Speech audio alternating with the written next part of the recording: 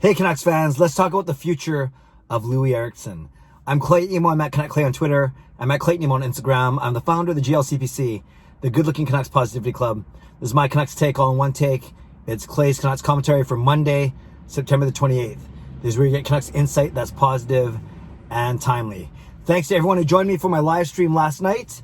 It was good. It went by very quickly, actually, a lot quicker than I thought it would. But we had a good chat last night on YouTube. And if you want, you can check out the replay on my feed here on my YouTube channel. Today, I want to talk about Loui Eriksson. We talked about him a little bit last night. And I want to talk about him in terms of the Canucks fans, obviously, they see his contract as a huge albatross. We're done 4 years now, amazingly. Still have 2 more years to go at a $6 million cap hit per season.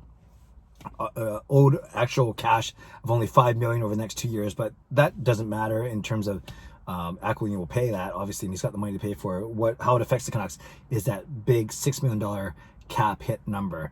And a lot of people are saying, well, do you bury him? Do you try and trade him? Do you try and buy him out? And I've talked in the past how buying him out doesn't make much sense because you're basically going to feel the effects of that for 4 years on your cap hit, and the actual savings isn't that much. A better option than that would be putting him in the minors, where you would save $1.05 million in cap hit, and then you don't have to, quote, deal with them that way. But the best option by far is indeed trading him outright. And that's not even talking about retaining salary. I'll get to that in a second, but trading him outright. But on the weekend, the Detroit Red Wings traded for defenseman Marc Staal of the New York Rangers. And in doing so, they also received a second-round draft pick in 2021, what we would call a sweetener, basically sweetening the trade, making it more, appetizing for Detroit to do that deal. So the Rangers get rid of Marc Staal and his $5.7 million cap hit, but they also lose a draft pick, their second-round pick in 2021. So again, going to Detroit, Marc Staal and his $5.7 million cap hit and a 2021 second-round draft pick in exchange for future consideration. So we don't even know what that's going to be. Usually it turns out to be draft picks and or a player.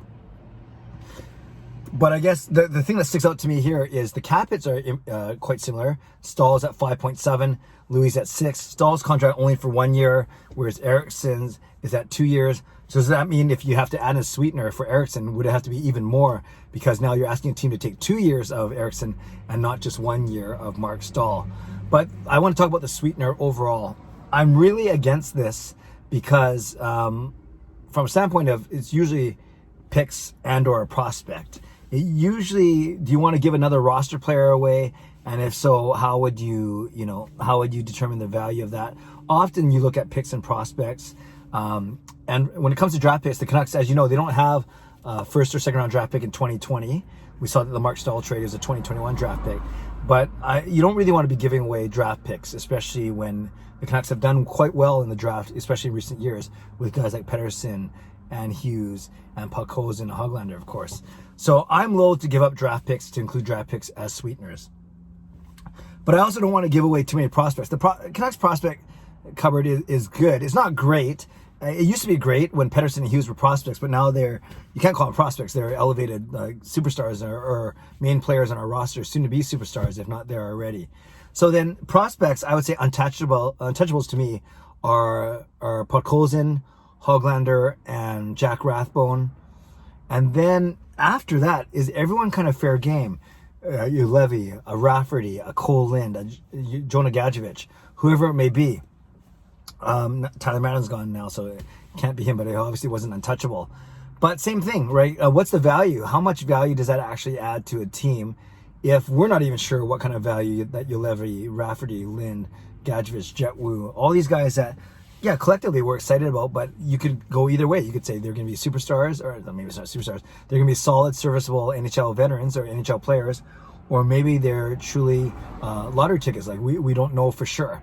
So I think that's the tricky part as well. So when you're talking about adding a sweetener, it's usually, like I said, picks, which we don't have a lot of, at least not in 2020, and prospects, which I think there are a few untouchables, and then a few that you consider moving. The third option is obviously a roster player. And this gets very complicated because you got to, whoever the team is that might trade for Eriksson, you got to look at their needs. And are you looking at a younger roster player like a Zach McEwen or Tyler Mott? And how much interest would there be in a guy like that? Or are you looking at more like one of our RFAs, as in Stetcher or Virtanen? But I'm not sure if you do that, because you could just kind of, if you don't think the Canucks are gonna give them a qualifying offer, you could actually go after them as part of a UFA instead of putting them into a trade. So then you can obviously ask for something else or someone else. So that's the kind of interesting thing to me, is in order, it's usually picks, then prospects, then roster players that you can use as sweeteners. I don't think the Canucks are in a position, at least from a picks and prospect standpoint, I wouldn't trade those away. I wouldn't include those as sweeteners for Eriksson deal. And I'm not sure how realistic it is to think of like a Virtanen or a Stetcher as a sweetener in some type of deal. I guess the last piece of this is you could trade him and retain salary. So trade Loui Eriksson to a team, but then the team would only basically be on the hook for $3 million of his cap hit, and the Canucks would be on the hook for the other $3 million. That sort of helps in that it's not $6 million against your cap hit, but you're still then saddled with this asset. So I think a pure trade would be a much cleaner break, but then it's got to make sense, obviously, and it can't hamper the future direction of the team. I guess it's interesting also that the Canucks gave Eriksson's agent, JP Barry, he basically gave him permission to start talking to other teams. So if that's not a sure sign of we're willing to move you, I don't know what is. Obviously, that is a clear indication that the Vancouver Canucks are willing to part with Loui Eriksson, but it depends on what terms. And of course, my whole point of this video is what kind of sweetener that they would have to include. So very, very fascinating stuff with the Loui Eriksson front. And as I've talked about over the past few days, you know, now we're now into we're past the 3-week mark of the 5-week off season until the draft, right? The Canucks got eliminated on September 4th. So it's been almost 3.5 weeks now that they've been out. That means there's only 11 or 12 days until the draft, only 9 or 10 days until the draft, 11 or 12 days until free agency. Well, I guess we can count accurately. Today is 28th, so there's 2 more days. So 11 days until free agency and 8 or 9 days until the draft. So things, if they're not happening now, I'm sure discussions are happening now, as I talked about, but we haven't seen a lot of movement yet.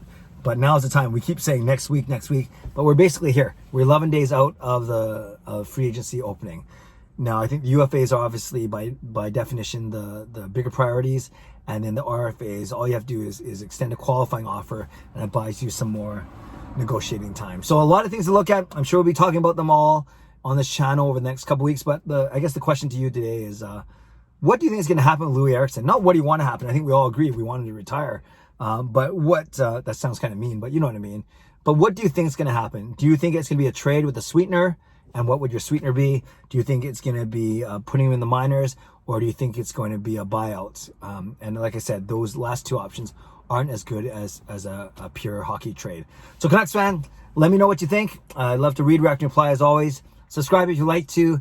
Like this video if you like to. Stay safe, stay healthy, take care of yourselves, and take care of each other. And who knows, we might be talking about a new Stanley Cup champion tomorrow. We'll see what happens tonight. God bless. Go Canucks, go.